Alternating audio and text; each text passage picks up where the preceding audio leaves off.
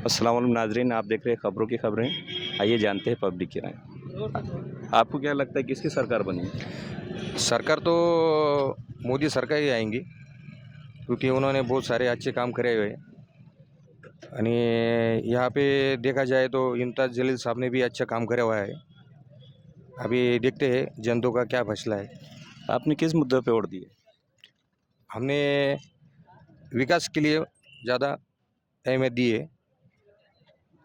जो भी कैंडिडेट चुन के आएगा तो उन्होंने विकास करना चाहिए, गरीबों की समस्या की उनको जानकारी होना चाहिए आणि अच्छे खासे लोगों का विकास करना चाहिए, शहरों का विकास करना चाहिए।